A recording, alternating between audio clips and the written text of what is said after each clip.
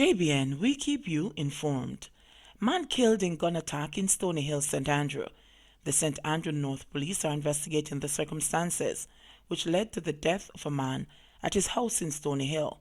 The deceased has been identified as Kevin McGraw, a labourer for an Erie Castle Road address in the community. Residents reportedly heard loud explosions sometime after midday on Wednesday and summoned the police. Reports reaching us are that on arrival of the police, McGraw was found inside his house lying in blood. He was shot multiple times. His assailants reportedly fled the scene on foot. One dead, two seriously injured in St. Anne crash. A man is dead and two persons were rushed to the hospital and admitted in serious condition following a crash on the main road near Discovery Bay in St. Anne late on Wednesday. Reports are that about 11:30 p.m., a car was being driven along the road near the Green Grotto Cave when it slammed into a truck. Further reports are that the police and firefighters were called to the scene and the occupants of the car had to be cut from the mangled wreckage. Sources reported that one man who was traveling in the car died on the spot, while the other two persons were rushed to the hospital. The name of the deceased has not yet been released. Westmoreland motorcyclist killed in crash. A motorcyclist who allegedly operates a bike taxi in Westmoreland died in a horrendous crash shortly after transporting a student to the Little London High School on Wednesday. He has been identified as Okino Smith, 27, of a Hope District address in the parish. According to reports from the police, the taxi operator dropped off a student at the high school at approximately 8:19 a.m. About a minute after leaving the location, the crash occurred.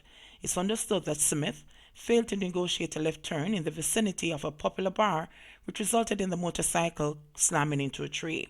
The incident comes days after a planned barring of Little London High School students from traveling on bike taxis. The ban, which is to take effect next Monday, was decided on by the school's board of directors and supported by parents last week Thursday. The board reached the decision following a series of crashes involving bike taxi operators who transport students to schools in the area. In the last school term, a student who was reportedly awaiting public transportation in front of a supermarket in Little London was mowed down by a motorcycle as a driver allegedly performed stunts on the main road.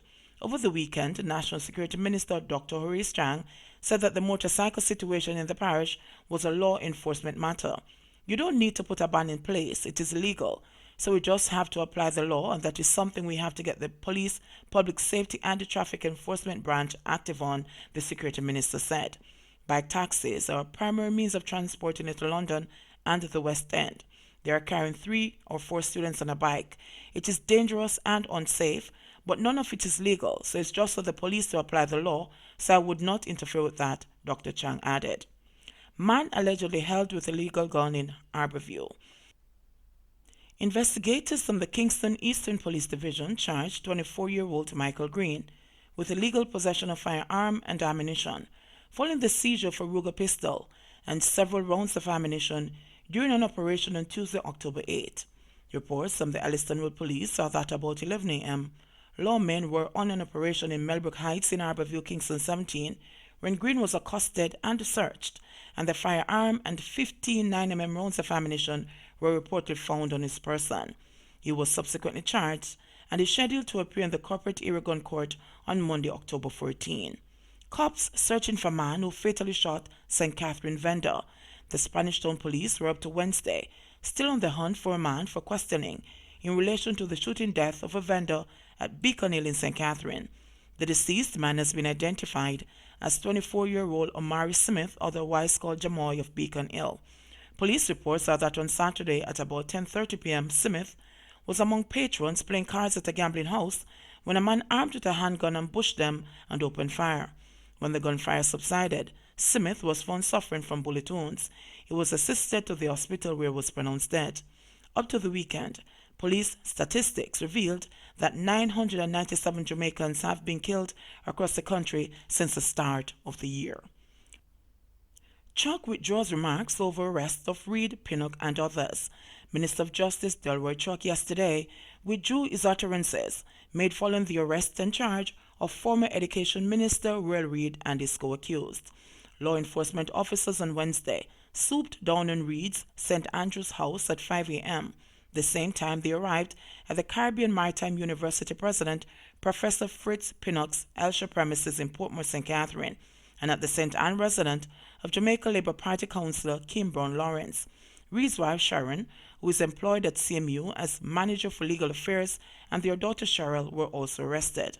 The five have been charged with a range of offences, including breaches of the Corruption Prevention Act, conspiracy to defraud, misconduct in a public office at common law, and breaches of the Proceeds of Crime Act. Reacting to the arrest, Chuck said it was unfortunate how the authorities before dawn descended on the accused and that the authorities seemed to still not be sure of what they're looking for.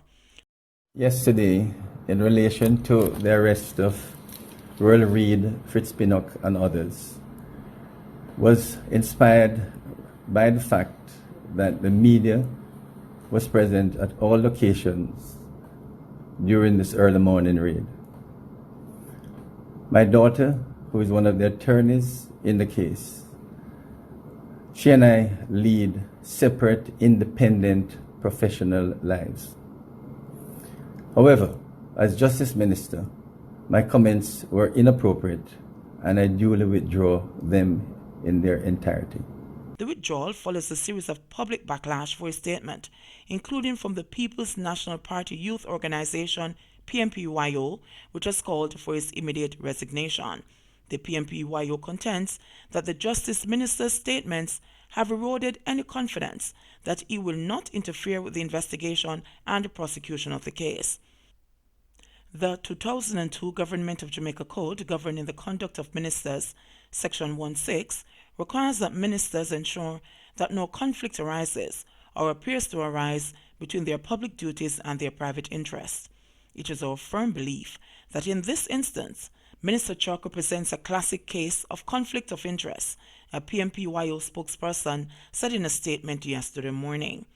NSWMA, cleaning up working conditions for garbage collectors, a salary increase, new uniforms, health insurance, and developmental workshops are among things the management of the National Solid Waste Management Authority, NSWMA, has implemented to improve the working conditions of garbage collectors.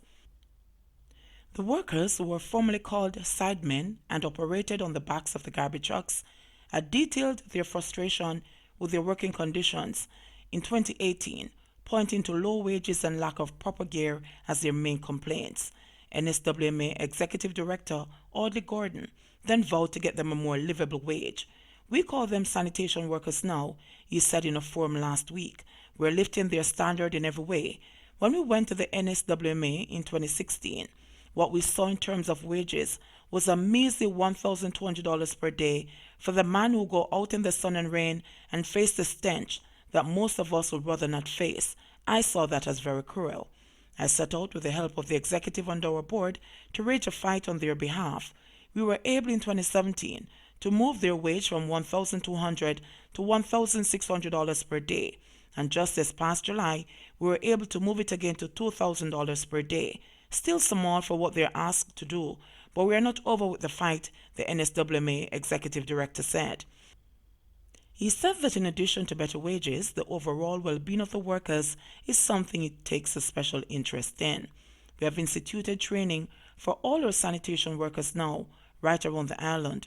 We break them for a day, put them in a nice air-conditioned, comfortable space, have lunch with them, have specialists come in, and we talk through issues of customer service and their own department," he said.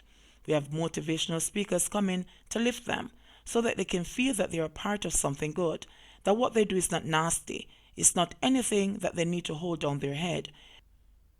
We even get some of them now to be in the Jamaica Foundation for Lifelong Learning. Several of them are certified by heart." In May, the NSWMA announced that it had spent over $50 million to buy new uniforms for workers. While some persons may see the spend as excessive, NSWMA Chairman Dennis Strong said it was money well spent.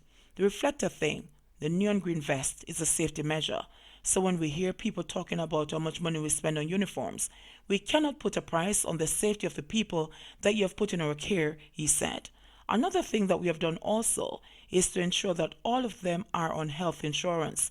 We recognize that the people out there are our frontline workers, and we have done everything possible to take care of them. And that's why we are asking Jamaicans to containerize their garbage properly.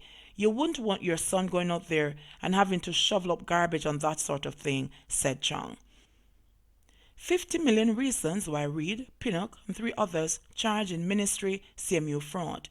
Investigators have charged that nearly $50 million of public funds was diverted to the personal use of discarded Education Minister Will Reed and Caribbean Maritime University CMU President Professor Fritz Pinnock through a number of schemes, including one that mirrors the Career Advancement Program Youth Employment Solutions CAP-YES.